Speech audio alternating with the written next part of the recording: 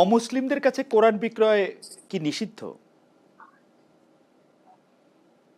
অমুসলিম, প্রথম কথা হচ্ছে কোরআন বিক্রি করার জিনিস না, এটার কোনো বিনিময় নেই। মানে কোরআন এটাকে আমরা বলি যে হাদিয়া। আচ্ছা, এখন অমুসলিমদের কাছে কি যদি হাদিয়া দিয়ে যদি কোরআন দেওয়া নিষিদ্ধ? যদি যদি যদি অমুসলিমরা ইসলাম শিখতে চায়, কোরআন শরীফ সম্পর্কে জানতে চায়, তাহলে তাদেরকে কোরআন শরীফের তর্জমা ও তাফসীরটা দেওয়া যেতে পারে। মূল আরবি যে কোরআন কারীম সেটা না দেওয়াটাই উচিত, এটা আদবের খেলাফ। এইটা কি মানে তার কাছে এটা বিক্রি বা হাদিয়ার বিনিময়ে এটা দেওয়া যাবে না? বললাম তো, তর্জমা আর তাফসীরটা দেওয়া যাবে, কারণ যে মুসলিম সে তো আরবিটা বুঝবেই না, কিন্তু অতএব সে কোরআন শরীফের তর্জমাটা পড়ুক, তাফসীরটা পড়ুক। কিন্তু ইসলামের প্রফেট যখন অমুসলিমদের দাওয়াত দিয়েছেন তখন কিভাবে দিয়েছেন? তখন কোরআন দেন নাই?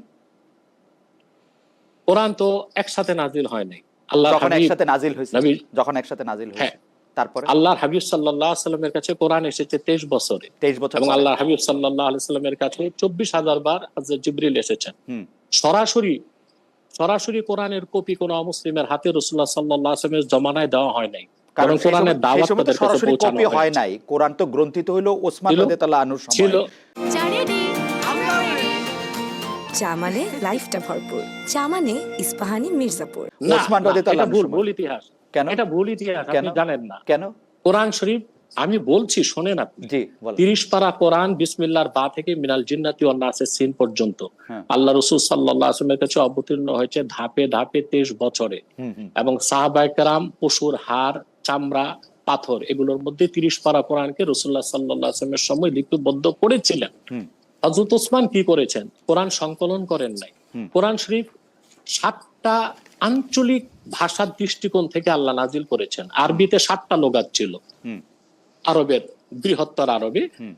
তো হযরত ওসমান রাদিয়াল্লাহু তাআলা আনহু যখন মুসলিম বিশ্বের বিস্তৃতি ব্যাপক হয়ে গেল, পৃথিবীর বিভিন্ন মুসলিম রাষ্ট্রে কোরআন শরীফ তিলাওয়াত করতে যে দেখা যাচ্ছে ভিন্ন ভিন্ন কেরাতে পড়তে গেলে মানুষের পড়তে কষ্ট হবে বা কোরআন বুঝতে কষ্ট হবে, তখন তিনি রাসূলুল্লাহ সাল্লাল্লাহু আলাইহি ওয়াসাল্লামের স্ত্রী হযরত হাফসার কাছ থেকে, যেখানে পরিপূর্ণ কোরআন শরীফ রাখা ছিল রাসূলুল্লাহ সাল্লাল্লাহু আলাইহি ওয়াসাল্লামের সময় থেকে, সেটাকে এনেছেন।